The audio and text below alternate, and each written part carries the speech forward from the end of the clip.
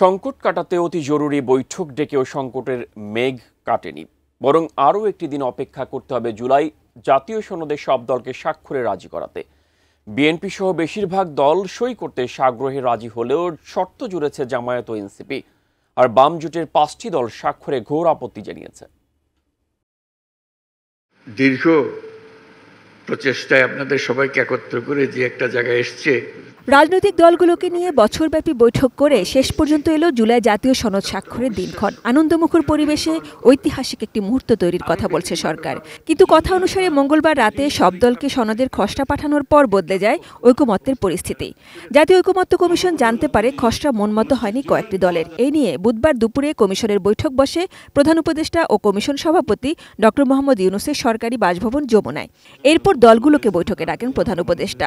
জরুরি নোটিসে দলের প্রতিনিধিরাও হাজির হন ফরেন সার্ভিস একাডেমিতে। এখন দেখতেছি যেই আমরা সারা রাত যা পড়লাম সকালবেলা ওটা আবার এটা রিপিটেশন। বৈঠকে প্রধান উপদেষ্টার সামনে নিজেদের মত জানিয়ে বাইরে আরও সুস্পষ্ট করেন তারা। বিএনপি সহ বেশিরভাগ দল সনদে স্বাক্ষরে রাজি। সিদ্ধান্ত হয়েছে জুলাই জাতীয় সনদ স্বাক্ষরিত হবে উইথ নোট অফ ডিসেন্ট। যে সমস্ত বিষয়ে ভিন্নমত আছে সেগুলো স্পষ্ট করে উল্লেখ করা সহ। কোনো দল সনদকে সামনে রেখে বাহানা করছে বলেও মন্তব্য কারো। এই জুলাই জাতীয় সনদ নিয়ে যদি কোনো সংকট সৃষ্টি করা হয়, যে দল বা সংগঠন বা ব্যক্তি যেই করুক না কেন তিনি কিন্তু ইতিহাসের কাছে দায়ী থাকবেন। আমরা যদি সংকট সৃষ্টি করি আওয়ামী ফ্যাসিবাদ আবার ফিরে আসবে।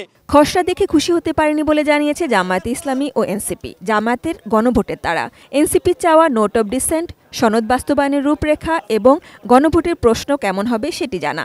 অর্থাৎ তারা সই করবে শর্ত পূরণ সাপেক্ষে।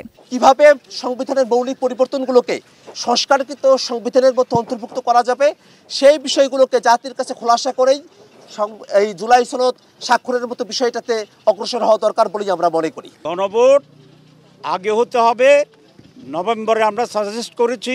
জাতীয় নির্বাচন ফেব্রুয়ারিতে, এটা আমরা চাই, এবং 2.5 মাস তখন সময় থাকবে, দুটি একসাথে প্রস্তুতি চলবে।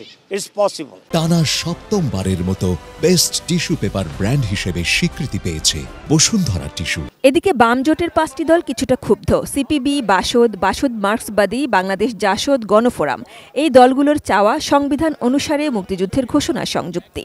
রাষ্ট্রীয় 4 মূলনীতি, সেই মূলনীতির বিষয়ে আমরা বলছিলাম সেখানে নোট অফ ডিসেন্ট দিয়ে আমরা সেখানে স্বাক্ষর করতে পারবো না। আমাদের কাউকে উদ্দেশ্যমূলকভাবে কোনো কথা বলতে দেওয়া হয় নাই। এখন পর্যন্ত যে অবস্থা আছে আমরা স্বাক্ষর করার মতো অবস্থায় নেই।